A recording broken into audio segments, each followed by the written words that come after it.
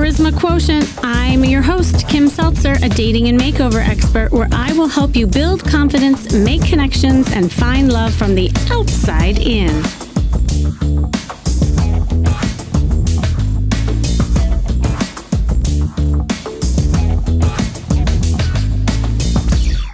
It was love at first sight, and that is derived from ancient Greece, by the way. And most of you have heard this modern phrase and common experience to now describe this like instant, extreme, and hopefully long-lasting romantic attraction for a stranger when you're first seeing them. But what is that exactly? Like, what is in Cupid's arrow that pierces someone's heart and overwhelms them with desire? What influences attraction? Now, I always like to bring in some research. Researchers have long worked to understand scientific aspects behind attraction, and it's not like just a simple thing, right? There are many factors that determine the spark. But when we're talking about first impression, which often that's where I start, right? All the research points to the fact that we first base our attraction on physical traits.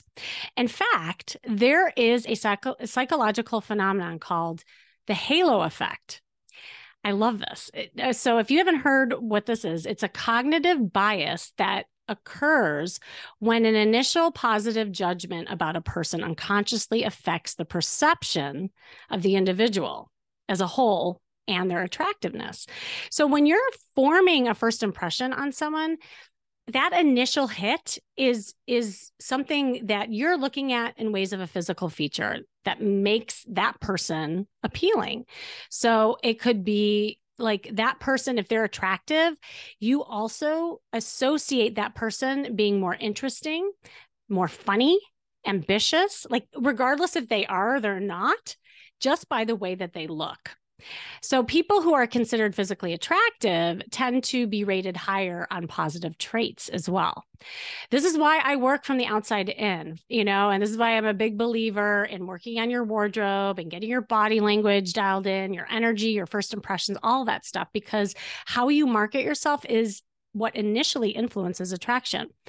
But that's where it just starts, obviously. I mean, and as a therapist, you all know that I believe in the deeper stuff too. Attractiveness is much more than what just meets the eye, and perceptions can be changed. When I work with clients, I have them do this chemistry analysis on each date to look beyond the shiny object of the physical attraction. And I actually believe there are 4 domains when it comes to chemistry. You have physical chemistry, which I just went over. There's intellectual chemistry. There's spiritual chemistry. And the most important in my mind is the emotional chemistry. Emotional attraction is when you're attracted to someone for their mind, their soul. You spend time together. You have like really connected conversations. You share values, beliefs.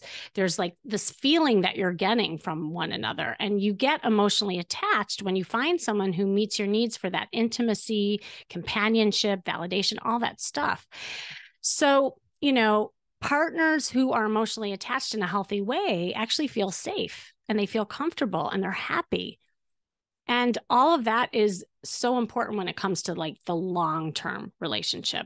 That's why I do a lot of work with emotional IQ and developing ways to express feelings by doing the storytelling, the personal shares, vulnerability, all the stuff that I talk often on this podcast about. And I believe, in fact, that the more emotionally connected you are with somebody, they actually will become more physically attractive in your mind, because that, again, is something that can almost override all the other types of chemistry. There was a woman, and just to give you an example that I was working with, and I'll never forget this. I might have even told the story before, but it highlights what we're talking about today. She had a pattern of attracting narcissists in her life. And when I had her do the chemistry analysis, I won't go into the details of it, but you have to kind of rate each area. she realized that all her partners, when she first met them, were really high on the physical and really low on the emotional. So I said, well, we got to break that pattern. There is a habit here where you keep getting caught with a shiny object, but yet they're nowhere when it comes to the emotional connection. So I had her practice like having conversations with guys she wasn't that attracted to. She was kind of kicking and screaming, but she was doing it. And then, of course, one day she beats this guy online who she was having amazing conversations with. Like, he was funny. She loved the way she felt when she was having the conversations. Like, everything that this guy provided for her was something she never had in any of her relationships. Well, then came to the point where he wanted to meet her. And she said, Kimmy, I can't do it.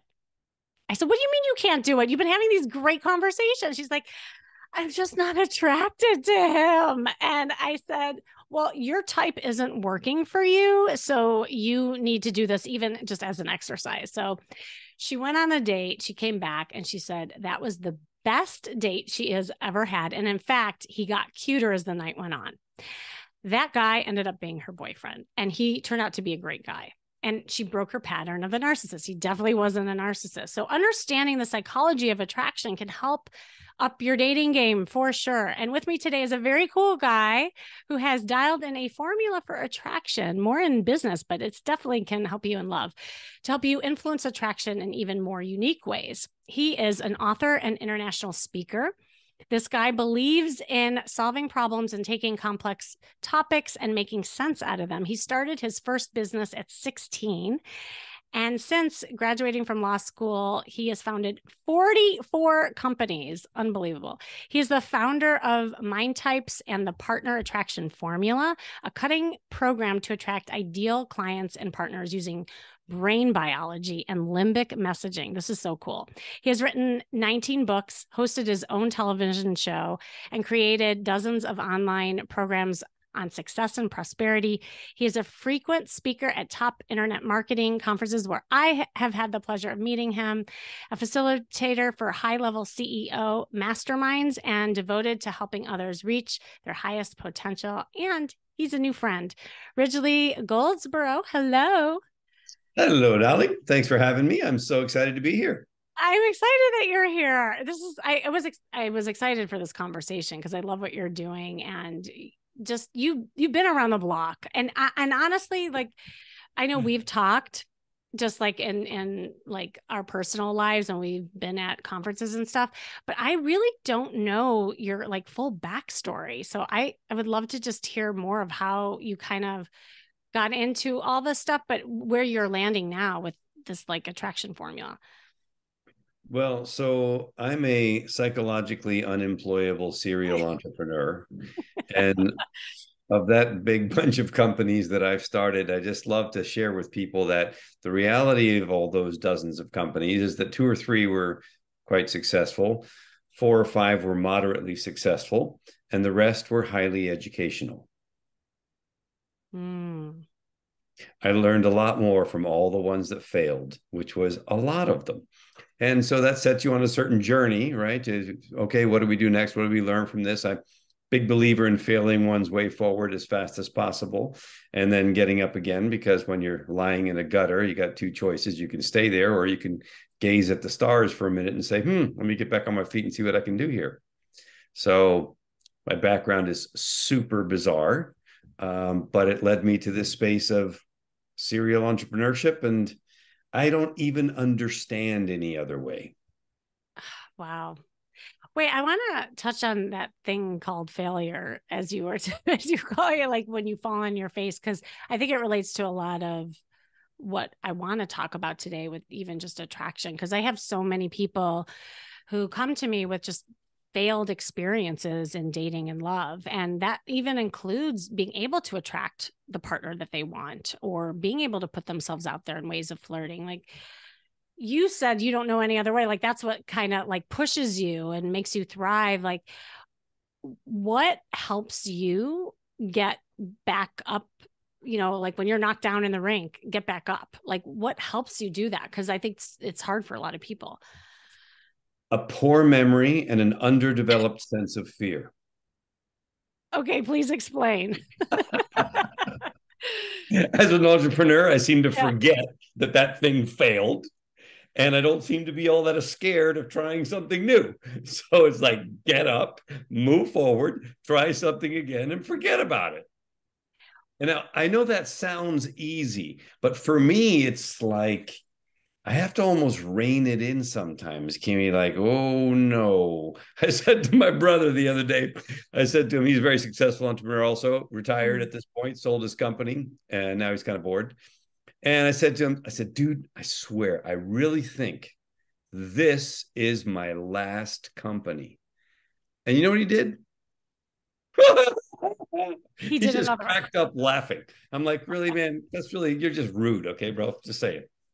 But yeah, for me, I'm super curious, just Uh, super curious about stuff. And I just want to know. And I have well, what if this? And what if we did that? And what if we tried this? And talking about partner attraction and my current company, Partner Attraction Formula.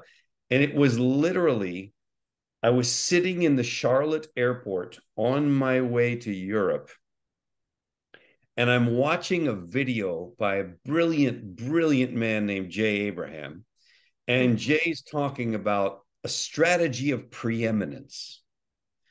And I thought to myself, okay, everything that I do in my current company is a strategy of preeminence, but the name of it is just not that. It doesn't sound like that. So, what is it about this thing that I do, this messaging that we create to help attract better partners? That is, you know, wait, that's what we do. We attract better partners. So, why don't we just call this what it is, the partner attraction formula? And one of my partners, best partners, said to me, he said, well, don't you think that might get confused with a dating program? I said, I hope so, Yeah, because that's exactly. exactly what it is. It's dating for business. And it is exactly the same as dating in life. You want somebody who's trustworthy, who's in a win-win, who's going to help you overcome stuff, who's into long-term commitments that you can count on, that's got your back. All of that is the same, whether it's in business or in dating in life. And the process is the same too. You have to show up and you have to be available and you have to put something out there. And oh, by the way, if there's some form of possible connection that ensues from that, Mhm. you have to set up what's coming next. Are we going to breakfast, lunch, dinner, something to take the relationship to the next level? And I find it remarkable. And here's one of the things that I love to say when I talk about this. I say, you ever been burned in a personal relationship? Hmm. Sucks, right? You ever been burned in a business relationship? Sucks, right? It's the same. It's the same exact situation. You sit there going, "Oh man, this is terrible." In personal life, obviously you fall apart, meltdown, call your friends, do whatever. In business, you spend the next 10 years talking about that situation at the coffee pot or the water machine or whatever. Yeah. Just saying. It there's a lot of layers in what you were saying. And I want to kind of pull back the layers and starting with that notion of curiosity. I really like that. And it's funny because I tell clients all the time, like, people who are scared of failure or, they get in their head, even like with approach, like a guy approaching a girl. And I love the notion of curiosity because it's like being a kid. Like if you look at kids who are 4 or 5 years old, they don't have filters yet. They just go up to someone and say, "Hi, what are you doing? Can I play?" But like what happens as we get older is that life happens and we've had other failures or we've had bad things happen, and so we kind of get our guards up and filter ourselves. And what you're saying is so true. Like I think the first step is to really embrace failure as ways of experience and something that you can learn and grow from, and then just get really curious of what's next. And I think that's really helpful to get started. So, and then the next thing that you touched upon was, just even the attraction factor. What attracts you in business also attracts in love. Like, and you and I talked about this on your podcast. Like it is one of the same. In the attraction formula, is there like a step that people actually do? Do you want to explain a little bit more about where people get started with that? 100%. So I believe that today, one of the biggest currencies, the top currency that plays and makes a massive difference is authenticity. Mm-hmm. Authenticity is the new currency.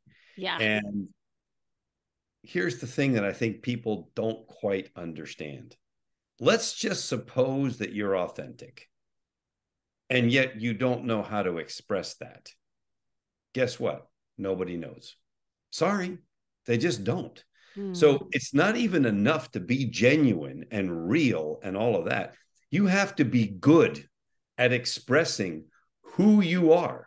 Who are you really? Who is your genuine, authentic self? Because unless you do, they don't know. So if it's in business, if people don't know who you are and what you stand for, they're not going to connect with you and trust you. If they don't trust you, they're not going to buy from you. It ain't going to work. Guess what? Same thing in a personal life, right? If somebody can't experience you in some kind of authentic, genuine way because you have the ability to put that out there, hence the nature of a lot of your work, Kimmy, then it doesn't matter. They're not going to find that person or attract that person because the person doesn't see the person that they are to be attracted to. Doesn't work. So for me, so true. For me, a lot of what we teach in business is how can you as an organization, enterprise, company, business, whatever that may be, really reveal who you are, what you stand for, and what you believe first, so that you establish that connection, that trust feeling through authentic communication. And then people decide, are they the right fit or not? And if they're the right fit, then they buy from you. It's not even complicated. It doesn't even have to be difficult. What we have to become great at is expressing who we are and what we stand for. That's beautiful. And for those of you listening, like this is exactly like, just relate it to dating, like what you just said. How that shows up is that after a first date or a first encounter, you kind of leave that conversation and you say, well, there just wasn't any chemistry. I just didn't feel it. Like, people will use those words. And usually what happens is exactly what you're saying, is that there was a disconnect. There was a lack of authenticity and connection. And it's usually derived from a lack of feeling and emotion triggers that was created through that conversation. And I don't know if that's something that's in your program, but I think that's huge, because I'll hear clients all the time like, oh, I felt like an interview. Like, people are just spewing back and forth, like Q&A. It's like a Q&A session, and it's a bunch of facts, but it's not a bunch of feelings. And feelings are, to me, is what creates that authenticity. So I'd love for you to touch upon that too, like because I think you do work like that in your program, right? Yeah, so there's a lot to share there, because I am a big geek. And last year, to add to my collection, I went and got a master's degree in education and value creating citizenship. In other words, where do the boundaries end? Where do they start? From DePaul University. And a lot of it was all about dialogic exchange. And what is dialogic exchange? And do you know how to listen to people, to deeply listen, to pay attention, to not be simply waiting for the other person to stop talking, but rather to know that this conversation that you and I are having right now is a co-creative process that's in real time, and it's never happening again. Not this one. There may be others, but this particular moment is a moment of magic that is shared between us right now. And if we pay attention and are open to, I don't know what's coming next from you. I don't know. I don't either, by the way. Right? Then we get to have this moment of creation that is really lovely and magical. And I think that what people don't understand is, how does the biology of the brain work? So Yeah. of the books that I've written, 5 of them were on brain biology. And when you look at the neocortex or thinking brain, that's responsible for a bunch of words, benefits, features, language. Okay, great. We understand each other because of the thinking brain. But feelings and emotions come from the limbic brain, right? The emotional brain is at the heart of the thinking brain.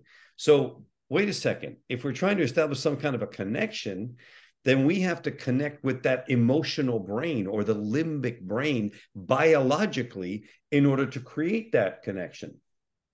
And it can't be done just by words because words come from the neocortex or thinking brain. There's a big paradigm there that has to shift around.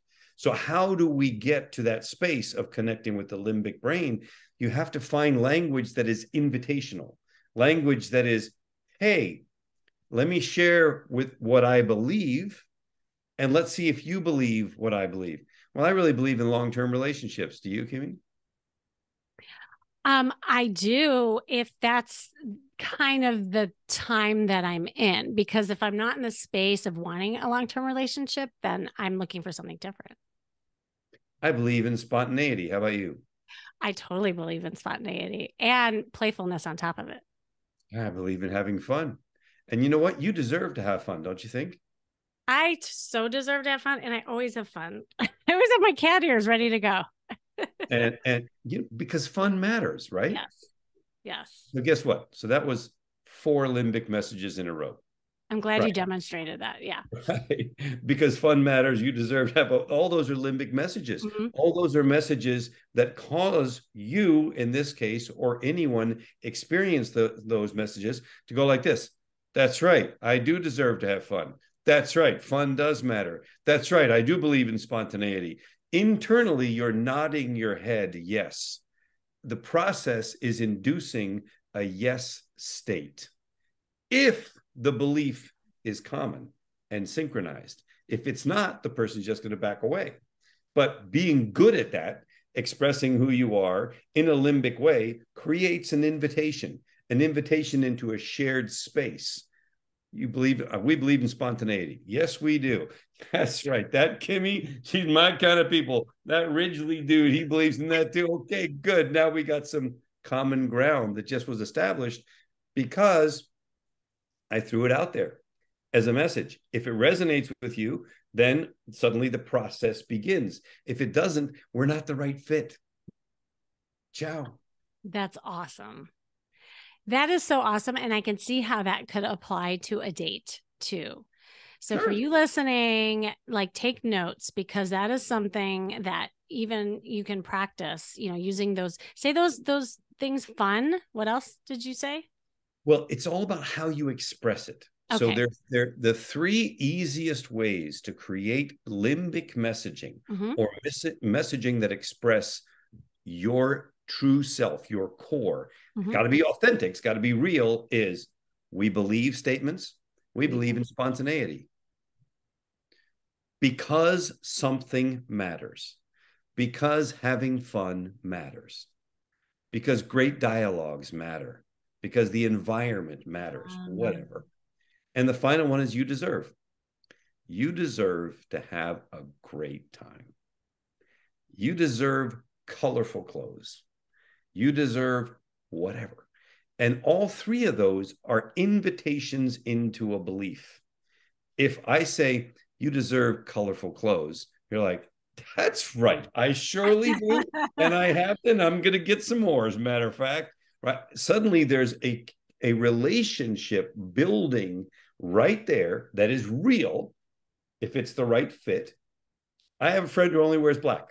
Period. End of story. All year long, one day a year, Valentine's, she wears red. That's it. But that's her jam. If I were to say, you deserve colorful clothes, she'd be like, whatever. Like, right. wouldn't you? And by the way, she's super fun, super great, highly successful CEO in Houston, Texas, but she just wears black. It's her thing. Go figure. If I were to say that to her, it wouldn't resonate at all. And therefore, that would not be the right fit for that message. That's really cool because there's a joining that's happening with those statements. The way that you're using the words like we and you deserve, because you're like kind of joining them, and that like, and that's a really like interesting angle, like, and I can see even in a conversation on a date how you can incorporate that in a very fun way, by the way. And so it's different as you're doing like a webinar in business using those statements than you would like in interpersonal type of conversation, right? But still, it's your delivery of it too that I think also matters, right? Oh, and it can be so effective and soft, and people don't even know it's happening. You just don't even recognize it. Like, I just did them rapid fire with you, and like by the time I'm finished, he just did that to me, didn't he? Yeah, he just did that. Yeah, that's exactly right. I can say on a webinar with complete authenticity, why do you need this product? Because your voice matters. Your gift matters. You deserve to have your product, your voice out there in the world, and this can help you. So go get it. And it's 100% genuine. Right. Okay. And very effective. Can we do a little role playing? Sure. I just to demo. Okay, so let's pretend that we're on a date. I know you're married, but we're just pretending. And I want you to use that system as like we were first meeting for the first time, and then like we can kind of demonstrate how that plays out. Because again, it's going to be a different delivery than what you just said in a webinar. Mm-hmm. Okay. So tell me exactly what you want me to do. Okay, so we're at dinner and we're meeting for the first time. And we met online, a little bit of information, you don't know a lot, and you're first getting to know me. Mm-hmm. And so I'm just gonna say, hi, it's nice to meet you in person. And then like, we'll just kind of take the conversation to where it goes, but then let's see how you incorporate that system. Yeah, no, it's great to meet you too. Kimmy, thanks so much for joining me. Yeah, no, I was really excited to meet you. We definitely had great conversation. So now I see you in the flesh. Thank you. I'm a person that I really believe that great conversations matter. Oh my gosh, me too. That's so that conversations are really important to me. I mean, it's great to just like get to know you and what you're about, but it's the stuff back and forth that matters to me a lot too. Yeah, I'm a big believer that in the conversation together, we can co-create, we can make space amazing. And I believe that whole dialogue process makes a huge difference. Ooh, I like the idea of co-creating. So what would that look like? What we're doing right now, you're talking to me, and this interaction, you deserve someone who listens to you, pays attention to you, and actually has something to say as a contribution to whatever that is. And I really believe that. Oh, I love that. I love a guy who listens. That's really rare. Yeah, it is. And Listening see, matters. your listening matters. Oh my God, that was awesome. That was awesome. Loved it. Loved it. No, I could totally see. And it was very natural the way that you were incorporating it. Yeah, for sure. And natural because it's real. I wasn't Yeah. doing anything that's not me. Now, have I practiced it? Am I polished? Sure, it's my job. I do Right. it for others, but it's very authentic. It's like, hey, this Mhm. is legit. Well, and I think that's a really good distinction because you might be listening to this and say, oh, well, that's so rehearsed, but the formula is rehearsed, but the content is not. And that's authentically you, right? Because there could be things that you extract that would be different than what you said matters. So that's where the authenticity comes in, is what you're saying that matters, and what you're wanting your partner, you know, and what that person wants, and all that jazz. So I think it's really like, I think this is something that people could really use in the ways of their conversation. I love You know, that. it's always say, think about it. Because insert whatever you want matters. Now it's formulaic and now it's 100% yours. All I did was put two words on the front and the back. Right? Ah, nice. Because quiet conversations matter. You mentioned the environment. I'm a big believer in that because the environment really matters. Mm. Because keeping the beach clean matters. because getting out in the sun matters, because all of those are just invitations into a belief. Super easy. They're genuinely authentic to whoever inserts what matters to them into that formula. Right. And we are warm-blooded mammals and we travel in packs. It's not complicated. Yeah. Well, and what I also love, and as the receiver, as it was being done to me, there was an emotional response that was happening. And that's what's so cool about hitting on the values of people, and what matters is that emotional trigger, which I can see how that could create attraction to people where it does matter, like where it is connected. So yeah, and the thing that makes this so beautiful is it's invitational, not manipulative. Let me invite you into this thought. Does it resonate? Great. We take our relationship a little further. It doesn't, we're moving in a different direction. Okay, here's what I love. I love the answer yes. I'm also okay with the answer no. Maybe is just a pain in the ass when it comes to relationships. Nice. I'd rather be moving forward or stepping away, one way or the other. And because I don't think it's that complicated. I'm very blessed. I pretty much never have a bad meeting. Never. Why? Because I show up in full, authentic, genuine, not sometimes, not most of the time, all the time. Now, can I put on a smile if I need to? Of course. If you're trained, you can do that. But I'm still me, and I'm not showing up as anybody else, nor do I want to, like ever. I love this. This is awesome. Are there any mistakes that people make when you see people trying this or doing this? Yeah, here's the biggest one, and it's completely counterintuitive. Let me be attractive by trying to tell you what I think you want to hear. Yes. As opposed to, let me become really good at being genuine and authentic so that we can discover together whether there's some common ground here worth pursuing. In other words, let me speak to my avatar. No. Counterintuitive. Become great at expressing who you are so that you attract to you those who believe what you believe. Way better situation. And so different. That's a really good distinction too, because I think people would mix that up. Yeah, that's a big one. That's a big one. Are there any other ones that you see? I think that's the biggest one. That's the biggest one because it's like, well, let me rehearse what I'm going to say. Let me practice what I'm going to, because I'm going to judge that situation and I'm going to throw this one out there and see what I can. No.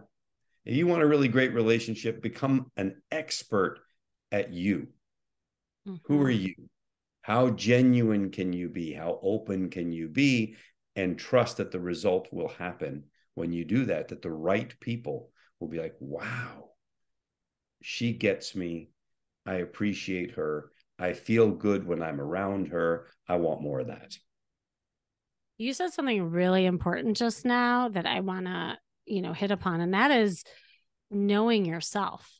Because it's hard to get to know someone else if you really don't know who you are, and you're so used to like shape shifting into something that others want of you. And it's a totally different kind of connection, and actually creates a lot of lopsided relationships, to be honest, because you're not showing up as your authentic self.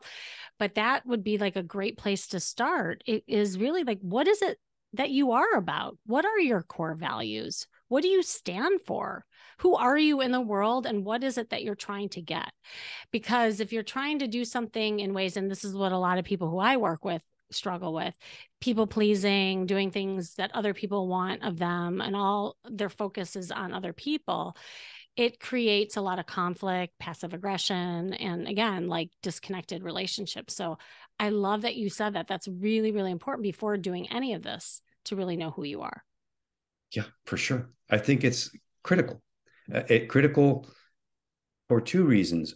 One, for yourself, and two, for the others that you are trying to attract, whether that's in business or in personal life. for both.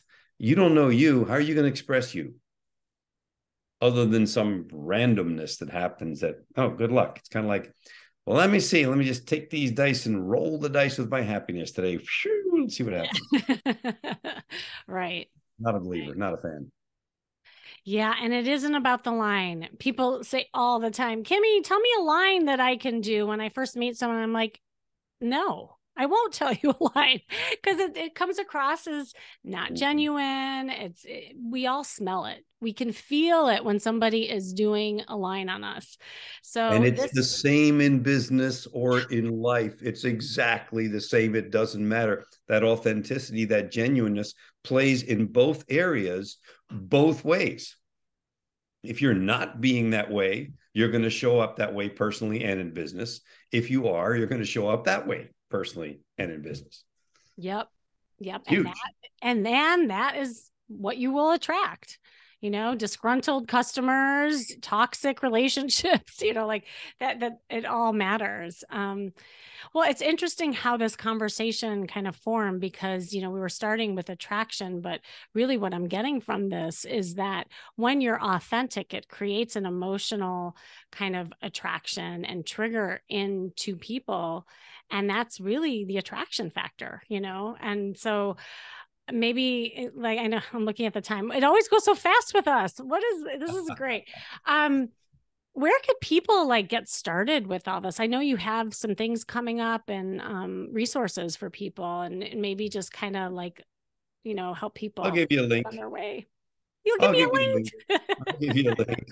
That way link. people can just click on it and then make it easy on themselves. And what are they clicking on? Where are they starting? Well, I can send them to Partner Attraction Formula and they can go check it out. And Yeah. although, yes, our primary focus is on business, everything we do relates to both. Everything. Mhm. It's about attracting the right partners.